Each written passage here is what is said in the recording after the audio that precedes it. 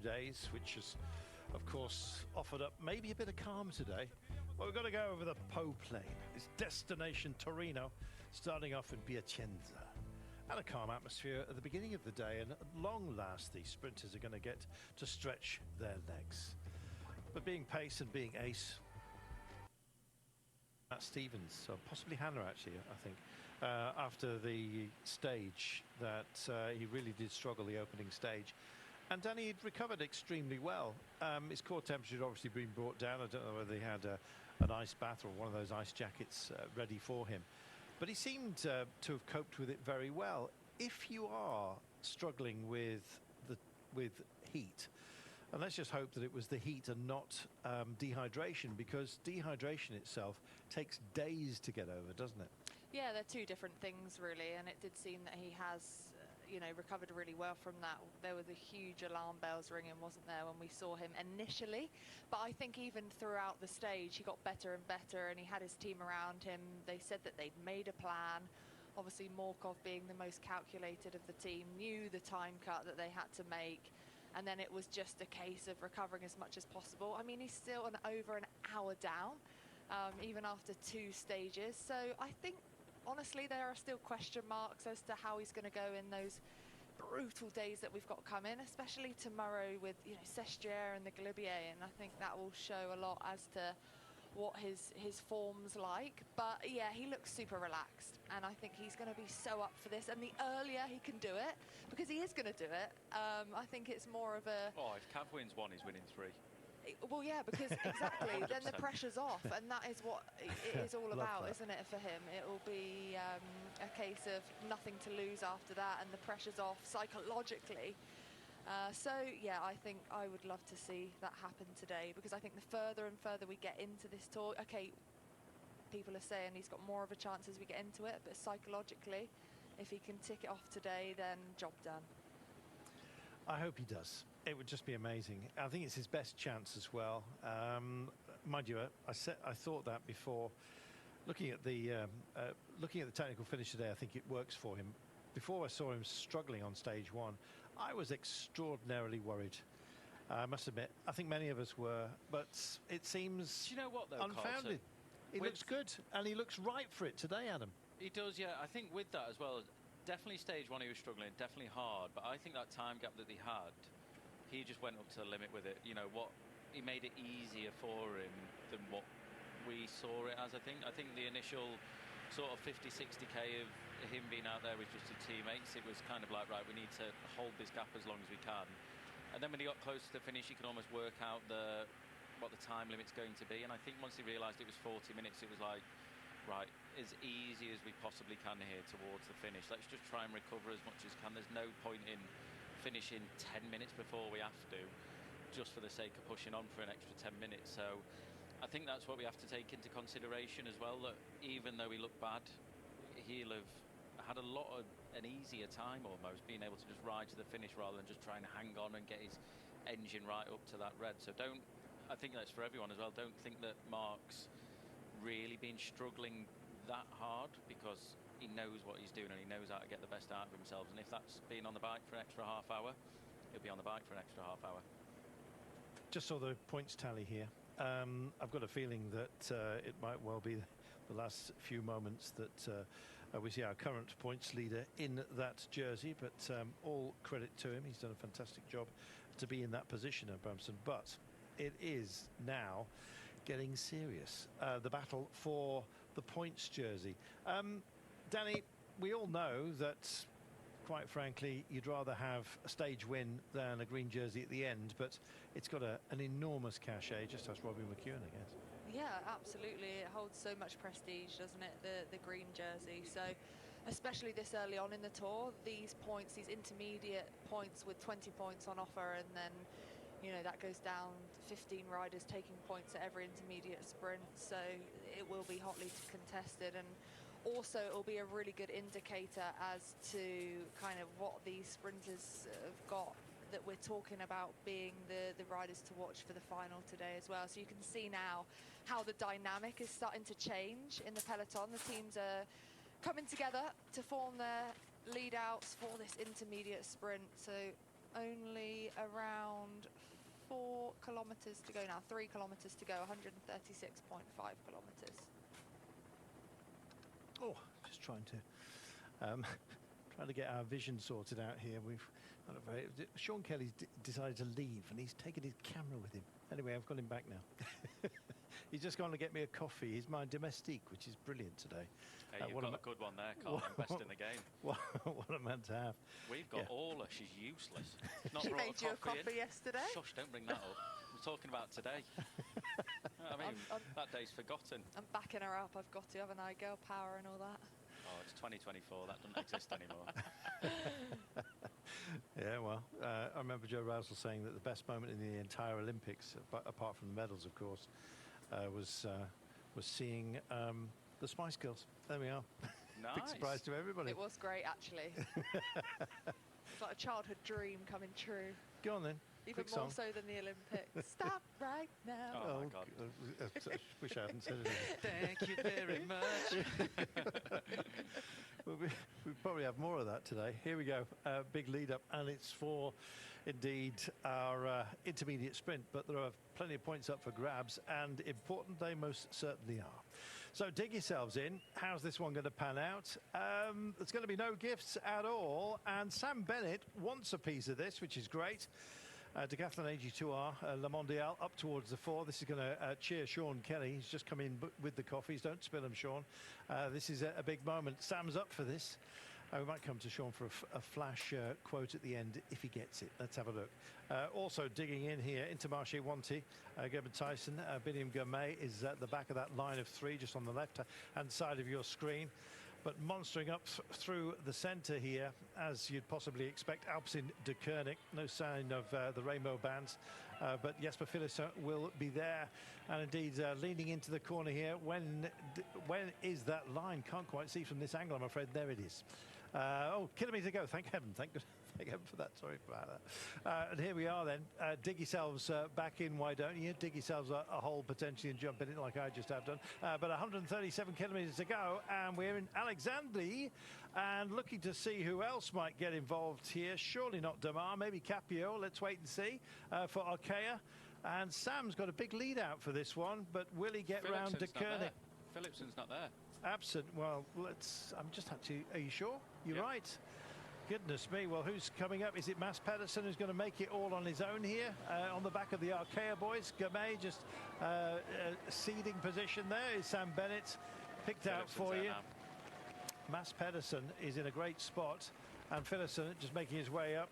So is Abrahamsen, who wants to have a piece of it. Over to the other side of the road. Mads Pedersen looks like he's going to boss this one, and does so. Well, I have to say, he kept that really smooth. He didn't look overly challenged there either, Danny. No, he didn't. I think Jesper Philipsen was just caught too far back there, but yeah, a great display from Mads Pedersen. Good work. Well, I have to say, I was a bit surprised at the makeup of that, Adam. It wasn't as brutally fought for as I'd hoped. There is Jesper Philipsen. It was at hand. Right at the final, in the last 300 metres, he popped up, started going on the right-hand side a bit. Look how far back he is down on Mads Pedersen. He does start making inroads off him. Brian Coquard coming in with what looks to be a 3rd place. Damar 4th. So yeah, he was round about there, but I think Philipsen there is just bad timing. Little shake of the hands there. Wonder if he'll be doing that later on. We'll see. Nice to see Gaviria getting up here as well. Now riding for Movistar. He might be a dark horse for today, actually, because Gaviria, on his day, he has a fantastic ability to pick holes out of an approach, especially if it's quite technical. He never really got the backup that he was hoping for at UAE Team Emirates. Naturally enough, they had other fish to fry, but I don't know. Let's see how he goes. The Citadel, the Fortification Vauban. John. Oh, he's not here. Wish he was. Well, the Citadel Fortification Vauban is renowned. Sorry, I'm not going to be able to try and do John Harris. No, you need to have a bit more down there, a bit more bass style. Rob Atch is shaking his head. Well, we're missing John Harris Bass terribly. It looks, to be honest, like a monastery, if I had to say. This doesn't, obviously. This looks like a halo. It's the Pont Citadel de Richard Mayer. I'm presuming he was the architect, but probably not. I'd love to be able to help you out. I'll have a quick Like look. a swordfish. Thank you, Danny. What do you think it's like? Danny's just actually left the commentary booth. I'm not surprised. She's run out to do more singing with Orla. Yeah, definitely. Let's dwell on that performance there by Gaviria, who reminds us that he's here. A great sprinter on his day, Adam, and sometimes poses surprises, doesn't he? Gaviria is fantastic. You know, I like him as a sprinter. I like him as a bike rider.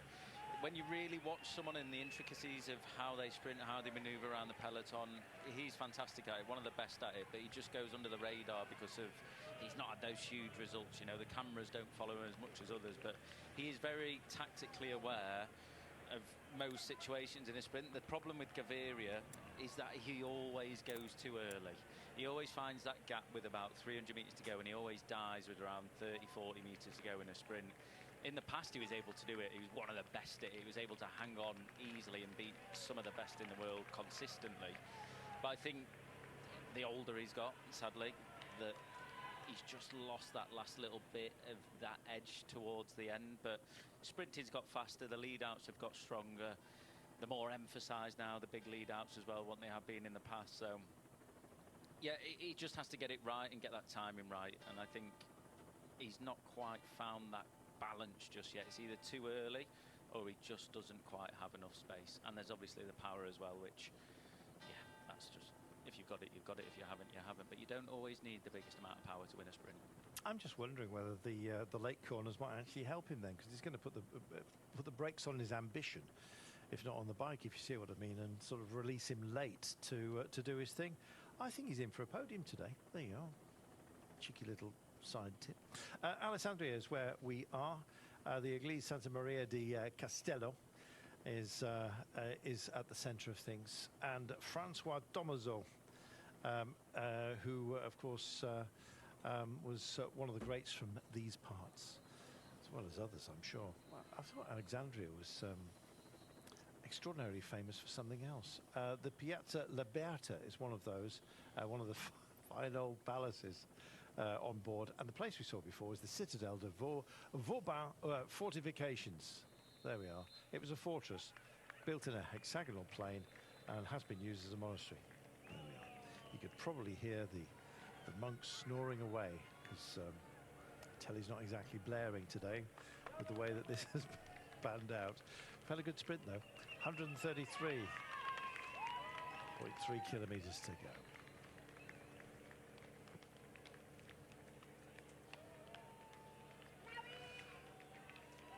Stage 3, 230 kilometres, of which we have just about completed 200.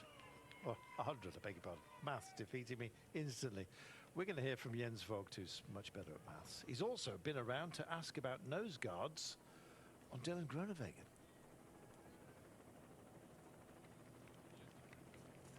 Jens, what did you find out about Dylan Groenewegen's nose piece?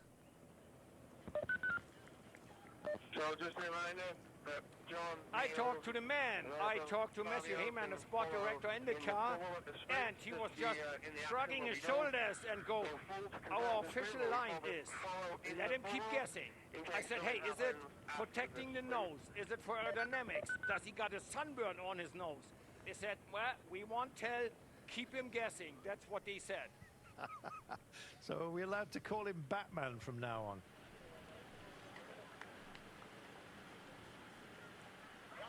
Oh, absolutely, absolutely. And I got some good news for Sean Kelly. Oh, he's I here. went to the He's car listening. of Decathlon Arc de Desert, talked to the sport director. Yep. Yo, Sean, I talked to the sport director, Sebastian Joly, and you were delighted to talk to me about the chances of Sam. He said, Sam survived the last 2 hard days really, really well. He suffered less than a lot of other sprinters. He is ready, and they mentioned that with Oliver Naesen, they think they have one of the best lead-out men for today's stage. So they seem to be very, very optimistic and confident that Sam Bennett will be up there fight for the win with Oliver Nason leading him out.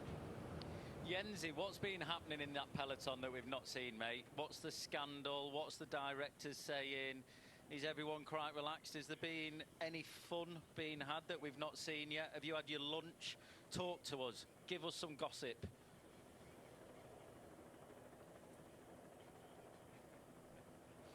It's interesting to see that on a quiet or on a more tranquilo day like today, you see a lot of old teammates talking to each other. Like, you know, Roglic went past the car of Wismar Lisa bike to say hi. Then, you know, Roglic talking to Wout van Aert. And so all these teams talk to each other. Mikel Landa went to talk to some of his old teammates now that he is, you know, in the role of a super domestique for Remco Evenepoel. So it's a lot of catching up going on. Hey, how was your last race? How are the kids at home? Everybody's enjoying the relaxed day because you all know maybe in another 20, 30 or 40 kilometers, it will be full gas again. So more or less a big relaxed day, and riders are so grateful to have a quiet moment. Well, at least, Yanti, today we're not too worried about riders keeping cool. Temperature's a lot more comfortable. It must be the same for you with all that protective gear on. Have you heard anything, though, any more about the prospect of rain? We're worried for the finale.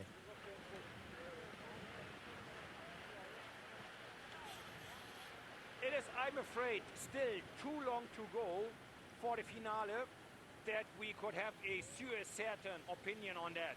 I think it still goes about 50-50. So I just had a little fly in my ear because I keep the visor up so you folks can see my pretty face. And I got a little fly in my ear. But it's all good. I will survive. So yeah, it's a little 50-50. The weather in the moment, it's still absolutely superb. Just a little wind and just enough wind to cool you down. It feels perfect. But in the end, we don't hope for rain because, you know, this Italian...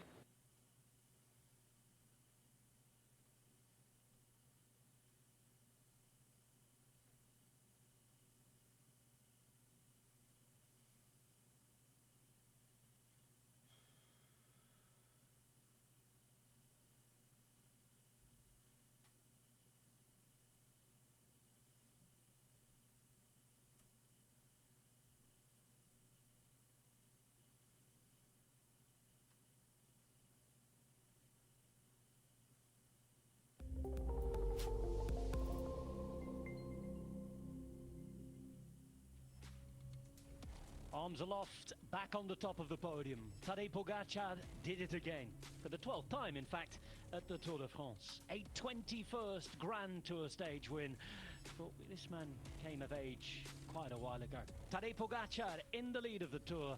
Back he will feel where he belongs. The first big Alpine show is out of the way. For the next week or so, it's down to the sprinters, time trialists, and classics hunters. But before we get to the next sprint opportunity, and maybe a day where we're witness to history, let's have a look back at what happened on the mighty Galibier. Stage 4 of the Tour de France began in Italy and looked a little like this.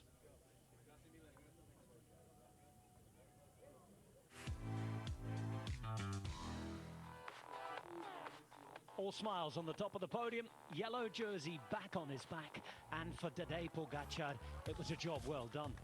Teamwork making dream work for the umpteenth time for this team, but perhaps this time at its most impressive. One by one, they all did their bit. From Pollitt all the way to Sivakov, the yellow jersey was dropped.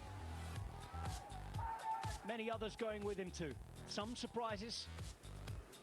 Enric Mas shipping 4 minutes in the end.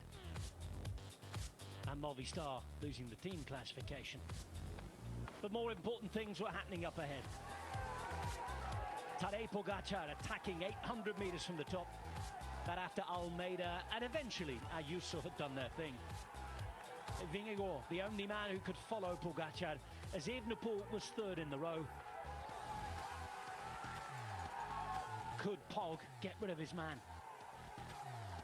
Around this corner, and Pogacar cannot shake off Vingegaard. Does so now. 4 bike lengths, 5 bike lengths, and has another dig as well. This will be a statement apart from anything else.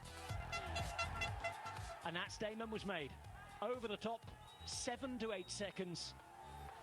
Pogačar, though, trying to then increase his gap on the descent.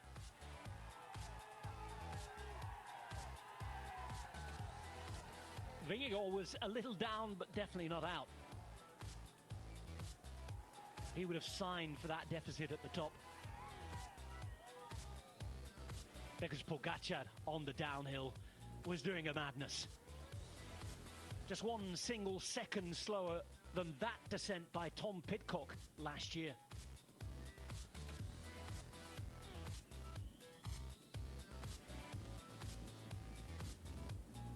Vingegaard would be caught, and Pogačar would be putting over half a minute into his competitors. For UAE Emirates, it was a perfect day.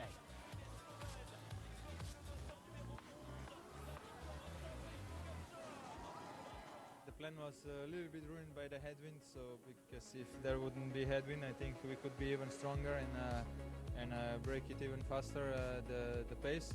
But still proud of the team and super work, and I'm happy to take a couple of seconds today. The way that we win today as a team means a lot to me, and yeah, we need to continue like this. We need to be same atmosphere in the dinner, in the bus in the morning, and keep that fighting spirit until the finish, and then we shouldn't have any problems. But almost perfect. Certainly more than the couple of seconds he mentioned. 35 behind, you had the rest coming home. Roglic had hung on well, but just didn't have it to take that third place in the bonus seconds. They went to Ayuso with Evenepoel in second, Rodriguez and Vingegaard behind. Maybe more. So to be only 50 seconds behind is, yeah, it's still quite good, and my time will come, or our time will come. Now they are fighting words. This tour is on. The big plan in the head, it's a top 5 spot. But I think, yeah, the closer we will come till the end and the closer I will reach the podium, I think we have to go for it. I think we're on a good way for now, but it's still a very long way. So we have to be careful, and I think for now we have to chase that stage win, and then we can look to the GC program. It's not looking too bad at the moment for Remco Evenepoel. He sits in second place, 45 seconds behind the leader Pogačar, who takes the yellow jersey for the second time in this tour, the 22nd in his career.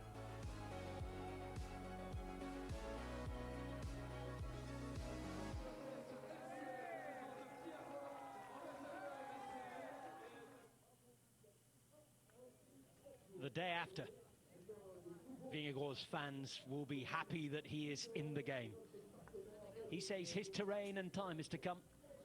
Time and the stages will put all of that in its place.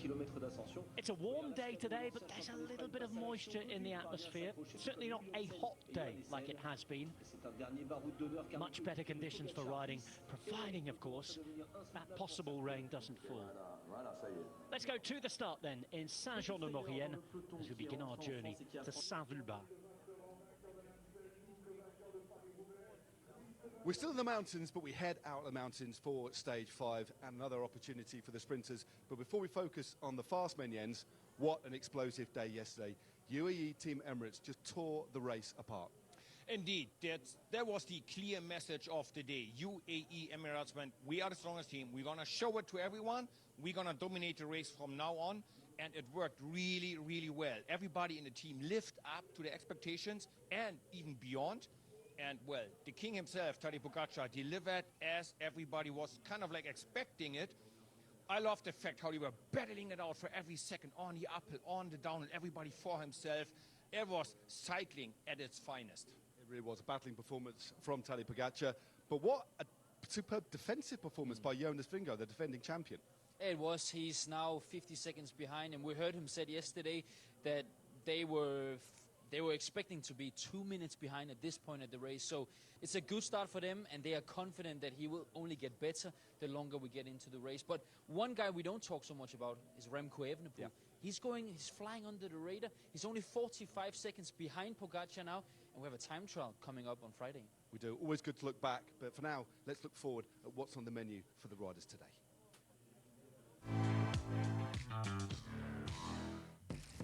Thanks, gentlemen. And this is what's on the menu, Matt. From the Alps and its first contact, we move away down the river valley, heading from Saint-Jean-de-Maurienne, hoping for better weather this time. More of that in a minute. It's a Chambéry. Home stage this for Decathlon. Not too far from the Swiss border. And then over the Cheval Blanc. And the mountains disappear into the distance. A couple of lumps and bumps towards the end. We should, however, be enjoying a sprint finish today. 177.4 kilometers are on the menu. It's traveling northwest and firmly back into France today.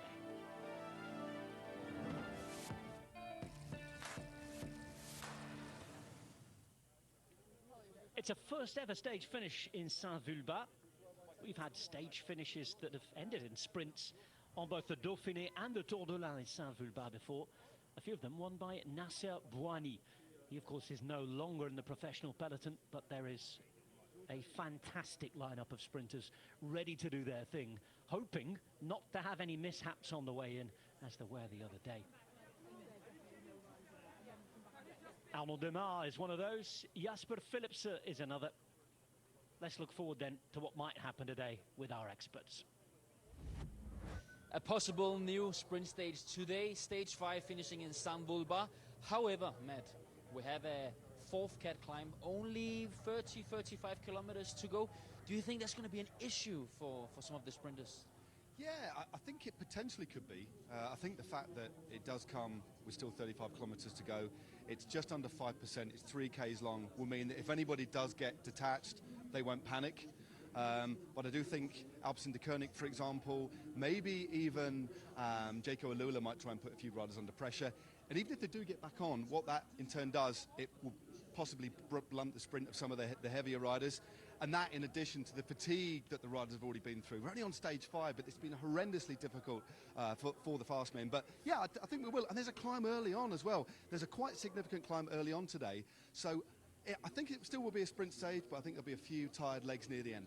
And Hannah, Matt is mentioning it's been a tough start. Cavendish mentioned the other day he has never experienced that much fatigue in the beginning of a Grand Tour. How big an impact do you think that's going to have on the sprinters today? I think it's going to be a huge impact, and that's coming from a rider who's racing in his 15th Tour de France of his career. Let's not forget 34 stage wins. And when he says that, Mark Cavendish, I think you have to look at that and think, wow, this has been incredibly tough. However, there's lots of riders here who have dealt with that fatigue very well, I think, so far, particularly in some of the sprinters. For others, it's really taken its toll on others. And you only have to look to yesterday with a group of sprinters coming in that small gruppetto. Sam Bennett was in the gruppetto just ahead of that. But it's going to be... It's going to be hotly contested, but I do think I agree with Matt. It's going to be, it's still going to end in a bunch sprint, but it's who wants to try and put the others under pressure. Alpecin de Koenig for sure want to make sure that they can have their redemption after 2 days ago. Let's see possible new bunch sprint today. All eyes, that means, on Intermarché. They have one sprint winner and another sprinter as well. Gerben Thijssen surely given another chance, but you'd certainly bet your life on Binyam Girmay being allowed to wind his own way in as well. He was the winner the other day. Alpecin de Koenig looking to win today. They'll be hoping for the full help of Mathieu van der Poel. See how today's stage goes. Fabio, a new possible bunch sprint today. What did you learn from the first bunch sprint? That we can be there and that we can compete, and we're aiming to do that again. Can you try to explain how you've come through this tough start of the Tour de France, the fatigue, how are the legs, how is the body? Yeah, surviving, I think, eating and drinking, recovering, sleeping. The legs feel a little bit sore, but I'm sure I'm not the only one. And I was in the mix 2 days ago, so I hope to be in the mix again today. It looks like it's going to be a headwind sprint today. With the amount of experience you have, how difficult is it to time a sprint compared to when it's tailwind? Yeah, it's a combination of timing and what's left in the legs.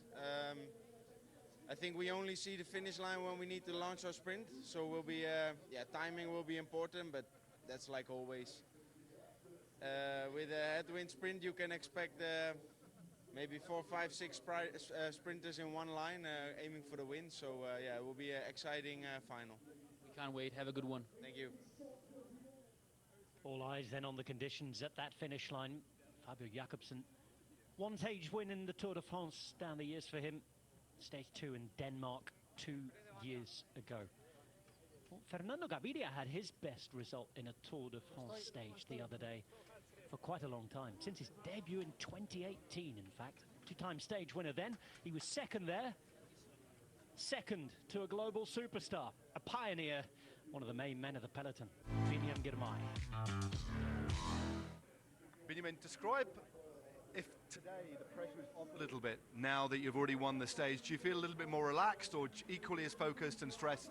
In the middle, I think. In the middle, you know. Yeah, on the other hand, if you win one stage, you want to win also second. So there is no always limit. And the other hand also, it's, all the people behind me, they just, if you win one stage, put you a lot of pressure. Yeah, mate, you need to do it again. But at least we have one stage, so some pressure is go out. So for me personally, we have 2 sprinters in the team. That means we can share the stress. And there is no stress. We just keep focusing, trying to do our best. And yesterday we saw you sprinting for the green jersey competition. Who will be the sprint leader today? Will it be Gerben or will it be yourself? That's a good question. I'm just coming here in Tour de France to win stage. So I already succeed my plan. And now it's on the way. The green jersey looks okay. So I'm just trying to do my best. And if we have more chance to win stage to give lead out for Gerben, why not? I can give. And then if I have more chance to do for the green jersey, I can also go. So we have both scenarios. So we will see today in the end. And what about the finish? It's a long, straight finish. Yeah, it's going to be tricky again because still a lot of teams is under pressure because they want to win. And we will see. Hopefully we can save finish. Good luck today. Thank you. Thank you. Keeping his cards close to his chest, Biniam Girmay, both Gerben Thijssen and the Eritrean star with their own options today, it feels. That's how they approached it the other day. Twice in the top 10. Thijssen was up there as well, and Biniam took the stage. Simon Geske riding his final Tour de France.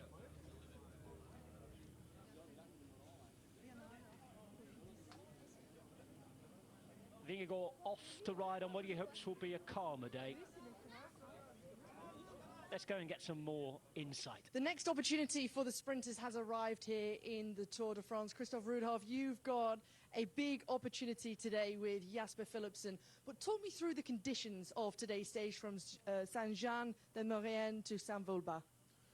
During the day, it's rather okay roads. Headwind all the time, 2 small climbs. The intermediate sprint is rather close to the finish line already. With 20 to go, we have a narrow bridge. 10 to go, we pass the big bridge. Then we come on the main road. Some traffic aisles, 3.6 to go. Roundabout with 2.8 to go. And there it narrows a bit.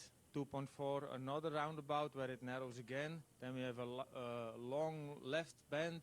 And then with 250 to go, it's a right bend toward the finish line. For sprint teams, where do they need to be at that point in the race, particularly thinking about that final 250 meters? Yes, it depends a bit. I think it's important to find the momentum, and you should say right side is the best one, shortest way to the finish, but probably you have to be in the draft there and see where the moment comes. Can you imagine any other teams who maybe don't have one of those pure sprinters to try and upset the sprint teams? The climbs are rather easy, so might be difficult there. Headwind all day, so might be difficult, but we have to look out very well. Sorry. It's windy here, and we're just keeping an eye on the bike of Sylvain Dillier here, which nearly just flew off the bike rack. But of course, a big day for Jasper Philipsen today. Christoph Rudolph in conversation there with Hannah Walker. And here's a conversation between Pogačar and Abramson. The skin suit day. Save as many watts as possible.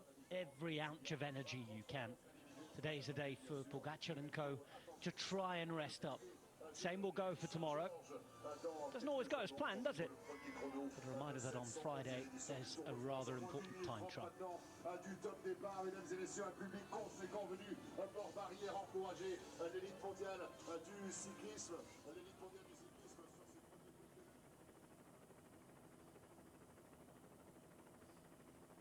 A few clouds about.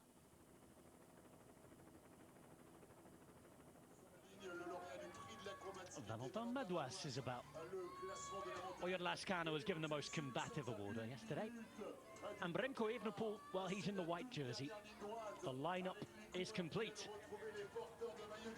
Madouas is looking after the polka dots, by the way, let's not forget, for Jonas Abramson.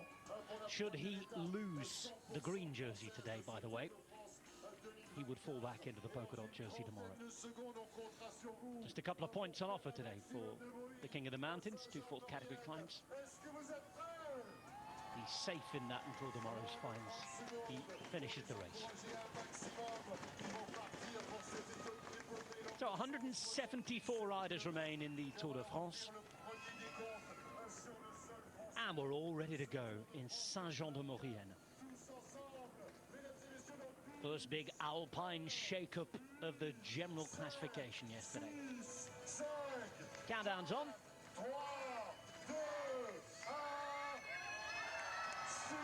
And c'est parti, it is underway.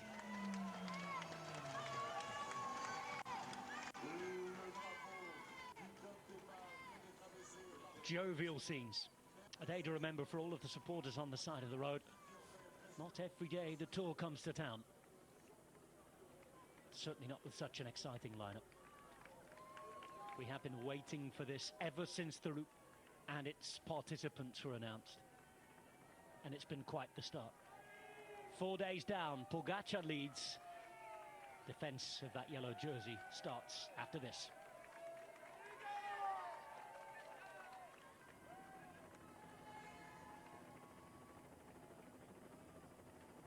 So leaving Saint-Jean-de-Maurienne today. Those of you with good memories, think back to just before the pandemic. Think back to a rather dramatic day. When the riders left that morning, of course, they had no idea of what was about to happen.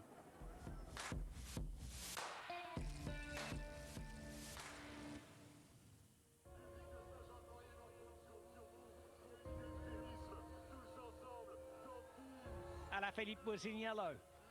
Sagan was still in the green jersey. And look who is in white, a young Egan Bernal. Romain Bardet was on his way to the polka dots.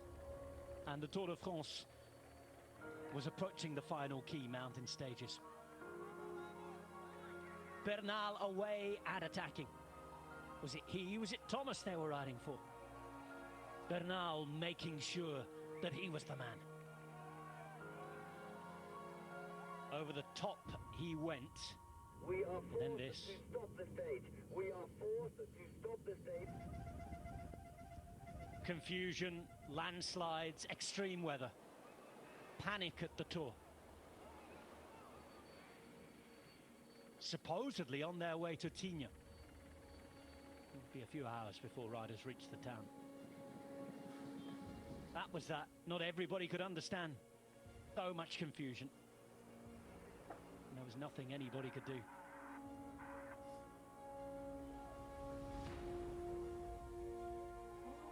The jersey passing from one to another.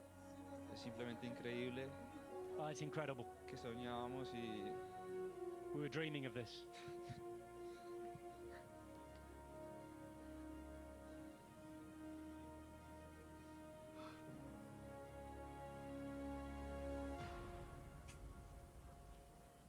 Not the case for everybody, though.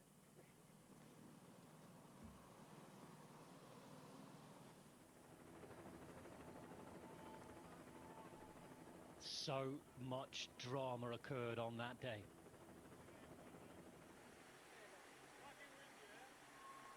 We're hoping for drama and history today, but of a different kind. A much more jovial kind. Of course, we want to finish the stage. That'd be a start.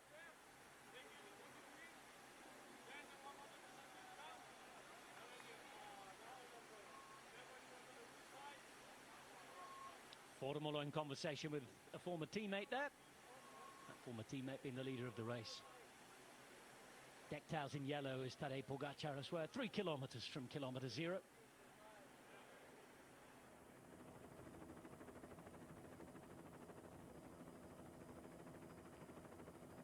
degrees in Saint-Jean-de-Maurienne.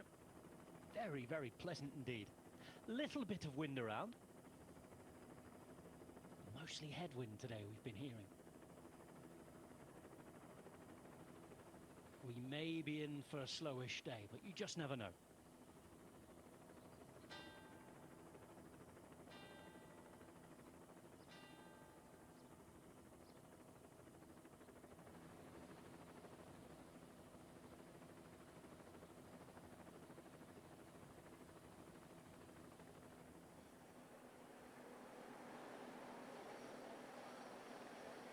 New team classification leaders are UAE Team Emirates.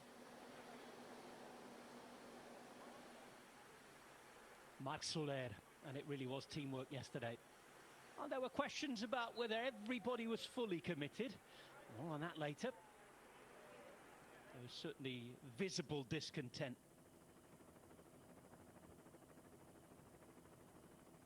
When you're talking about Almeida and Ayuso. That's already set the Portuguese and Spanish Twitterati off.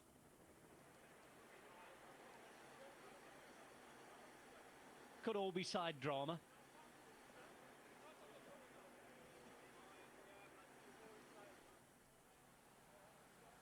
Certainly gives us something to talk about.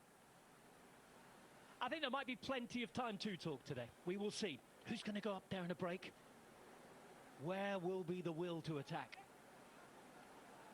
Michał Kwiatkowski towards the front, just wanting to monitor things.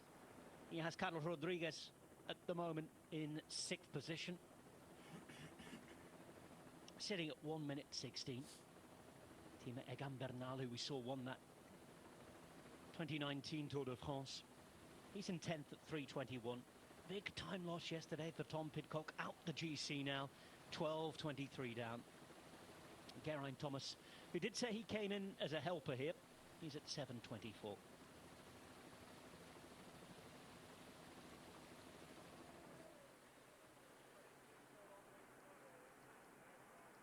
There's Tim Wallace. Christian Jensen, you imagine, has a monitoring job today. All for Dylan Groenewegen. Last stage win for Groenewegen, by the way, at the Tour de France came 2 years ago today.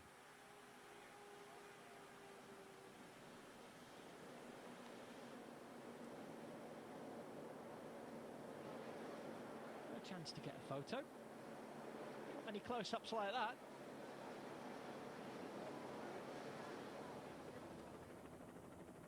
And we'll be having a few close-ups of the beautiful areas we passed through today. Leaving the Alps and on the way to the A, into Tour de l'Ain country. The first ever finish in Saint-Fulbert. Dauphiné's had a sprint stage before that. Venue for many stages on the Tour de l'Ain. This is its Tour de France debut. Little Trek hoping to make a big step forward towards the green jersey. Mars Persson being led out by the likes of Jasper Philipsen there. And for Niels Pollitt, it's a day on bodyguard duty.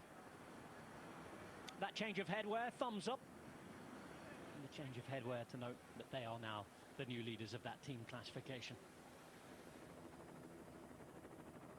Still 3 riders in the top 8. Pogačar the leader, Ayuso's at 1:10, Almeida at 1:32. And we're now at less than a kilometre from the start of today's stage. Means it's just about time to cross to our commentators. Awaiting us in the commentary box, Sean Kelly, and first, Carlton Kirby.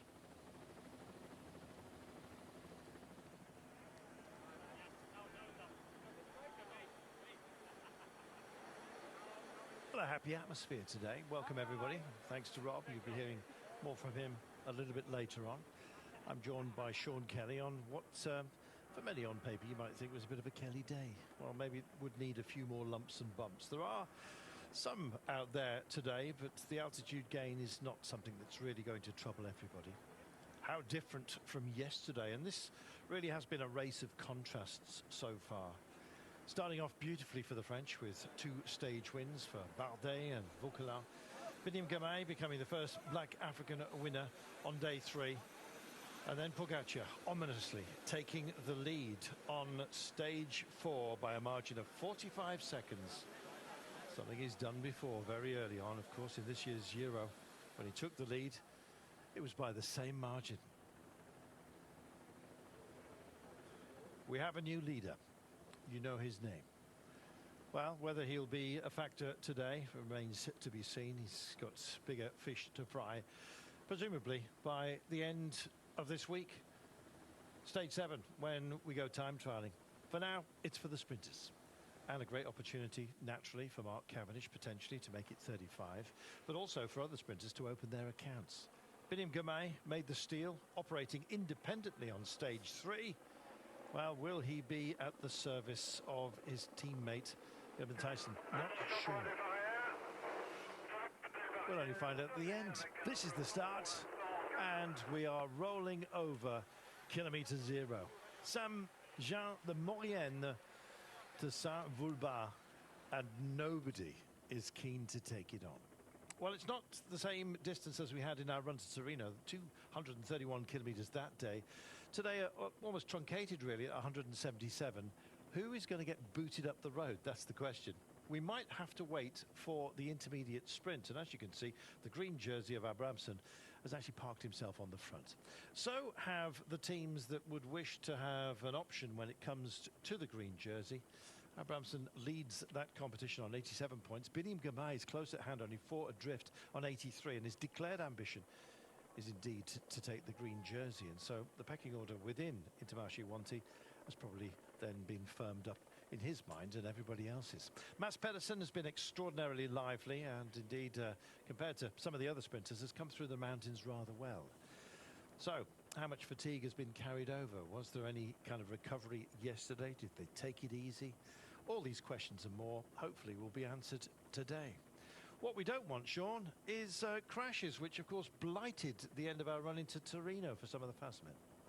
Well, today is the day where, you know, it's a one for the sprinters, and we can see, you know, in the peloton here, there's not much interest in trying to get into a breakaway or form a breakaway at all, because they pretty much know that the sprinters teams are really going to control this one. They're after hauling themselves through very difficult days, notably yesterday, a very difficult day for the sprinters, and they're not going to leave this occasion slip up. And there's a lot of riders here, and a lot of teams want to, you know, get this win today, and we can see the reason that there is no attacks at the start. But yeah, the running again today, a bit of a technical one, and you know, in the early part of the tour, always a concern in those crashes. But yeah, hopefully we get a clear run into the finish today, and who will be the winner? Because we did see the last sprint we had for the fast men. It was a little bit of a hectic one. Some of the sprinters were boxed in, so we haven't really seen who's the real fast men at the moment, and the ones we're expecting, will they start coming to the front and, you know, start chipping off victories here, notably Philipsen, the man who was very dominant last year. Well, in the past we have been up the Lacé-Montvernier, which we've just seen. Spectacular, those lacets. Took 6 years to build them, between 1928 and 1934. Well, how long did it take Tadej Pogacar to build an advantage in this year's race? Well, I guess it took twice as long as he did on the Giro d'Italia. That's possibly a mark of those who are riding around him. Yes, more, I guess, to contend with here at the Tour de France, but goodness me, he's in control. And yesterday, Sean, he looked magnificent. Well, such a dominating ride by Pogacar and the team, of course, as well. That was an amazing performance by all the riders there. You know, the way, you know, they just really blew the race apart and opened it up for Pogacar to go in the attack, and you know, what a final. Time for the predictor then. Yesterday was a point-scoring festival for our experts, as all of them had a bet on Pogacar, it seems, winning the stage. Jens, Steve, Ilyena as well still lead the pack, but today's sprint stage could create some differences in the predictors GC. Who's going to get it right? Let's hear from the Gen Z.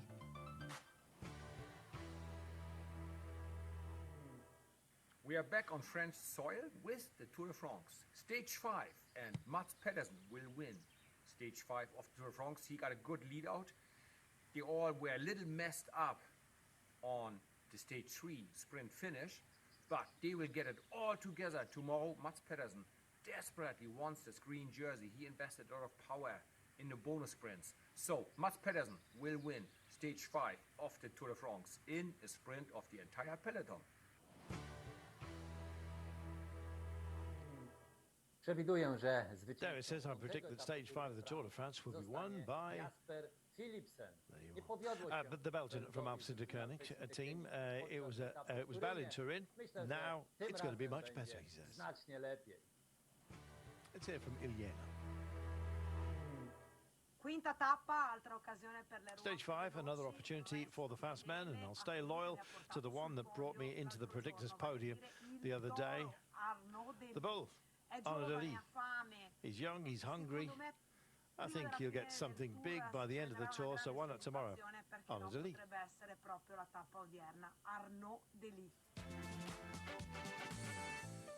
Well, all Alberto and Rory gone for Jasper Phillips and Steve, Arnaud, and just opting for Mats Pedersen. Well, Sean Kelly opting for Sam Bennett, obviously. This is the Aura. There we are. It's a work, the largest collective contemporary creation in the world. That can't be right, surely. There must be some bigger art forms, possibly the Eiffel Tower amongst them, I imagine. But anyway, it's where art stops and engineering begins, I guess you might say. And indeed, today, Sean, artistry or endeavour. You've got to be strong to have got to this point in the Tour de France, for goodness sake, after all the climbing that we've had. But who is going to skittle home? Well, as we see there, you're very calm down there, as it is in the peloton, and it is a real interesting one. And, you know, the predictors there, you know, going for the men that you would expect. But again, as we see with Girmay, you know, was he fast enough to win? He was, and he got the perfect run in that final of the Stage 3. Again today, it's a question of, you know, the guys who are the fast ones there, maybe not as fast as the real faster ones we have here, but that's what they're hoping. And if that happens again today, we could see some of those riders winning that. Maybe not our team of specialists here predicting the stage win. Could be another surprise today. Tadej Pogacar leads the race by a margin of 45 seconds over Remco Evenepoel. Jonas Vingegaard sits at 50 seconds ahead of Juan Ayuso, and Primož Roglic actually top 5 with Carlos Rodriguez a minute and 16 down in 6th place. It's a tough place to be, isn't it? This is Richard Carapaz. He's 5 minutes and 28 down after wearing the yellow jersey but struggling. When it came to the big tests, I guess that's what it's about. As we leave the home of the Opinel, who's got a hope in hell of stopping Tadej Pogacar, Sean? Well, yesterday was, you know, a real hammer blow for everybody who was fighting here to try and win this race. Yeah, he put up the performance. We're expecting that because of circumstances. You know, Vingegaard coming back after a long time out with injury. But yeah, he did do a lot of damage, but his race is not over. Guillaume Martin, looking sprightly. There you are. It's a happy atmosphere at the moment. Sort of a no-stress introduction. No real reach to get into a breakaway because there's so many teams that want to control this, Sean. It'll be a hiding to hell. Well, they know that, and you know, there's a lot of road and a lot of opportunities to have a go and get into the breakaway. You know, we did see yesterday totally different, it was very active because they were thinking maybe the breakaway might be allowed to get another advantage to go all the way, and over the sort of terrain we had, there was always that, you know, possibility, but it didn't work out when we see this man putting his team, you know, to the front very earlier, and other teams as well wanting to control. Yeah, today, you know, with a relatively easy stage, short, you know, 177 kilometres, it's always going to be a case where the sprinters teams are controlling, as we can see, you know, Mark Cavendish at his usual here, adjusting his position. You know, we've seen that so many times over the years. He seemed to, do this. It seems to give him a bit more motivation, and I'm sure for the mechanics he must be a nightmare. He loves them to bits, and they love him back, and they're prepared to do the work for him. But I'm not too sure on that, Carlton. They love him to bits. It might look like, but when they get back in the car, there might be different words saying to the director sportive from the mechanic, well, will he ever just get on with it there and stop this fiddling around? It's true, though, isn't it? You have your favoured bikes, and you know, Mark, whenever he gets into this kind of mood, as Roy McEwen has pointed out the other day, when he gets into the minutiae, it means that all the boxes are being ticked, Sean, and he's absolutely on it. Well, I don't know if he's on it. He's always been doing this. Like when he was winning, you know, multiple stages of the Tour of France, he was still at it, and we did see him at times. I remember Quick-Step, there was one year the bike was right at the start, and he gave the mechanic an awful balling off and just, you know, disappeared into the bus. And that is Mark Cavendish. You know, that's the way he has always been doing it. There's nothing different this year. But again, the question is with Mark, how is he recovering at the age with this very difficult race? And he did say, if you want to be a bike rider, if you're like me, he said, don't take it up, which was a surprise because I think he was thinking more and, you know, pointing more to the mountains, the way they ride now on the mountainous stages and the races as well. The organisers, they put in those real difficult starts in the very beginning of a 3-week tour, where in Mark's prime years there was maybe a lot more opportunities in the earlier days of a tour and not so difficult to start. I think he was pointing a bit at that as well. But yeah, if it helps, if it, you know, he feels that motivates him a bit more for the stage, we'll have to wait and see. But the big question is how the recovery is going for all the sprinters here. Batman Reigns, wasn't that one of the movies? Dylan Groenewegen in the Netherlands national champs kit, and of course with that strange nose. Some of you asking what on earth is an Opinel? It's a pocket knife, a wooden pocket knife created by Joseph Opinel. Anyone who visits France will know all about it. Made of inox iron, so it generally tends to rust a little bit if you don't use it, but it also means that you can sharpen it, hone it to being extraordinarily sharp for, I don't know, cutting up your beefsteak, you know, the rest of it, go hunting with it. It's the Ever knife, and if you end up in a small cafe at the side of the road, you may well find one as your option with your fork. The Opinel. I'm not being sponsored, but they are good, and they're my kitchen knives actually. I've got an enormous one I use for carving turkey every now and again. We're going to hear from the Yenzi. What's he got to offer us today? Let's see what he's got to dissect, shall we? Good morning, everyone. We are right after the start of this 5th stage of Tour de France. As you can see, riders coming back from natural breaks, fixing their bikes. Everybody is super relaxed because it is a very slow start. It's headwind in the valley. Nobody wants to go out there on one of them crazy single breakaways where we all know it's 99.9% sprinter's day. So that's why we have a really slow speed. Everybody's relaxed and enjoys the time to catch up with the friends and the colleagues. Back to the commentators. Sean, we saw this the other day as well, a little bit of showboating off the front. I think this is Juan Ayuso saying, look, I am a fun guy, despite the arguments and the baiting that went on within Team UAE up the mountain yesterday. Yes, it's an interesting one, but that just...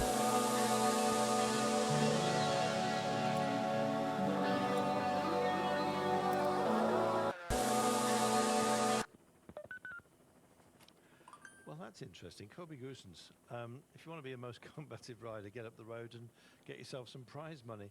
He's obviously not needed for the sprint a little bit later on, but they're telling him to get his backside up the road, Sean. That's only a joke, I think.